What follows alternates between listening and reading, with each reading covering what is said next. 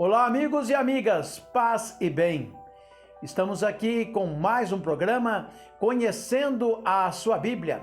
A parceria é com a TV Jornal da Cidade e o nosso irmão Frei José Neilo, da cidade de Pouso Alegre. Cinegrafia e iluminação, Ramon Gonzalez Hurtado. Editor-chefe, Vinícius Domingos. Nós seguimos os passos e as questões propostas pelo professor Ariel Alvarez Valdez, acrescentando, é claro, outras opiniões em relação ao tema apresentado. E lembramos sempre que você não é obrigado a concordar com as opiniões aqui expostas. O tema de hoje, ele é bastante interessante. Os patriarcas do Antigo Testamento viveram muitos anos, não é? Por quê? Essa tentativa de descobrir o porquê já é antiga. Em 1654, o bispo anglicano James Ussher pensou ser possível determinar com exatidão a data da criação do mundo.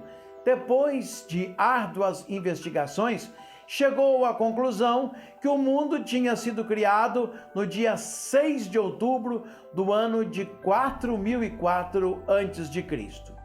Ele não só fixou o dia, mas também fixou a hora. Seriam 9 horas da manhã, quando de repente Deus disse Fiat Lux, ou seja, faça-se a luz. Como entre Jesus Cristo e nós se passaram aproximadamente 2000 anos, a antiguidade do universo seria hoje de mais ou menos 6.000 anos. Será? O bispo pôde estabelecer isso porque no livro do Gênesis nós temos cuidadosamente anotada as idades de todos os antepassados da humanidade, desde Adão até Abraão. Eles somam mais ou menos 2000 anos. Entre Abraão e Jesus Cristo são outros 2000 anos, assim que no total perfazem os 4000 anos. De fato, nós encontramos lá no livro do Gênesis, no capítulo 5, uma lista de 10 patriarcas chamados de pré-diluvianos. E em Gênesis 11, encontramos outro elenco de 10 patriarcas chamados de pós-diluvianos. Essas datas e dados cronológicos de cada um dos patriarcas, de fato, parecem históricos, mas tem 3 graves tropeços. Primeiro, os patriarcas são pouquíssimos. Viveram muitos anos e as suas idades vão diminuindo progressivamente em terceiro lugar. Vamos tentar resolver e explicar cada um desses detalhes. Em relação ao primeiro problema, os estudos sobre a pré-história confirmam que a antiguidade do homem na Terra ela é muito maior que os 6.000 anos propostos pela Bíblia. O homem sapiens, antepassado do qual procede o homem moderno, remonta aos 500.000 anos. Muita diferença, né? Como então colocar entre Adão e Jesus Cristo somente 4.000 anos de diferença? Em segundo lugar, para o segundo problema, chama-nos a atenção a extraordinária longevidade dos patriarcas, segundo o livro do Gênesis. E em terceiro lugar, Deus parece ter se cansado dos pecados dos primeiros homens e deu então um decreto baixando a idade e a existência humana. E o Senhor disse: meu espírito não ficará para sempre no homem, porque ele é apenas carne. Não viverá mais do que 120 anos. Está lá em Gênesis capítulo 6, versos 3. A vida do homem moderno ainda não conseguiu superar os 70 ou os 80 anos. Mas a ciência moderna mostra-nos o contrário. A paleontologia, por exemplo, assinala que enquanto o homem pré-histórico tinha uma média de vida de somente 29 anos, nos tempos de Jesus chegava no máximo aos 50. Nos inícios do século XIX foi para 55 e nos primórdios do século XX a 60. E atualmente os habitantes de alguns países mais desenvolvidos, mais industrializados, têm uma expectativa de vida de 75 anos.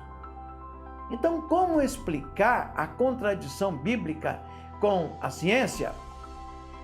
Para resolver a primeira dificuldade, isto é, a pouca distância que a Bíblia coloca entre o primeiro homem e Abraão, nós temos que levar em conta o diferente significado da genealogia civil e a genealogia bíblica.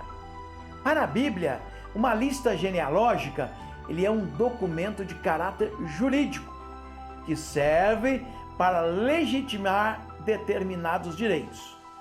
Daí que na lista da humanidade, as palavras que aparecem, pai gerou filho, filho de fulano, designam não tanto a ideia de procriação imediata, mas a transmissão de um direito. Por isso, não importa que sejam incompletas. Não era esse o objetivo da genealogia bíblica.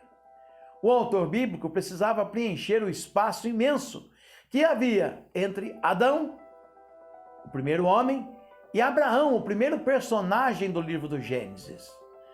Os povos vizinhos, os pagãos, preenchiam esse espaço com notícias de personagens mitológicos. E aqui está a grande inovação da Bíblia. Para não dar asas à imaginação e evitar a tentação de cair na idolatria, o hagiógrafo escolheu como antepassados de Israel personagens de carne e osso. Em relação à segunda dificuldade, ou seja, a longa vida aos patriarcas, o autor sagrado estava consciente de que entre as origens da humanidade e Abraão tinha se transcorrido um tempo imenso, mas escolhe para preenchê-lo 10 nomes, somente 10, um número redondo. Por quê? Porque isso era muito empregado na antiguidade, por razões de se guardar aqui na cabeça. Era mais fácil. Por quê? Eram os 10 dedos das mãos. Então era mais fácil de se lembrar. Os dados recolhidos no relato bíblico não pretendem depois ter um sentido estritamente histórico e muito menos cronológico. Não havia essa preocupação.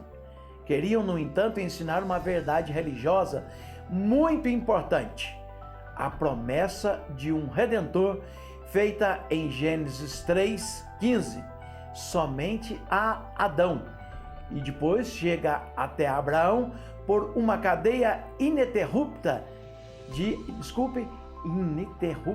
herdeiros. Há, pois, unidade e continuidade na história da salvação. Mais uma vez, o texto bíblico trabalhou com o valor simbólico dos números, como era costume no Antigo Oriente. Mas, finalmente, nos resta analisar o terceiro problema: a diminuição progressiva das idades.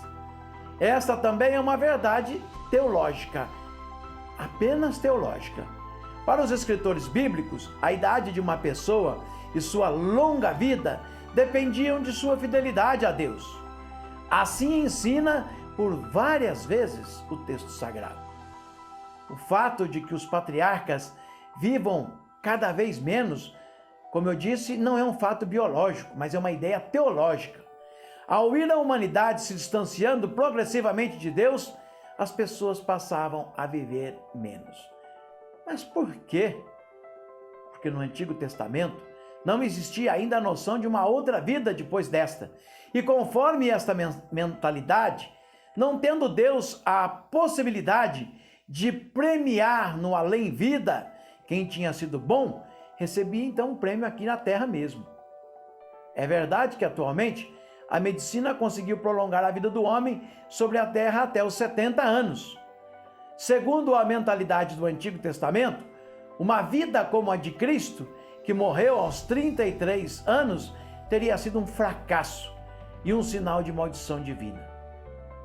Hoje, contudo, sabemos que o importante não é viver muitos anos, mas viver os muitos ou poucos anos que podemos, mas em plenitude.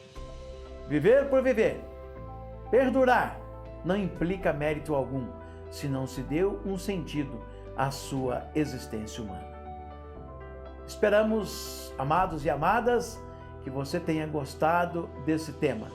Esperamos que isso aguce a sua curiosidade bíblica para que você possa estudar mais. Um grande abraço e até o próximo programa, se Deus quiser.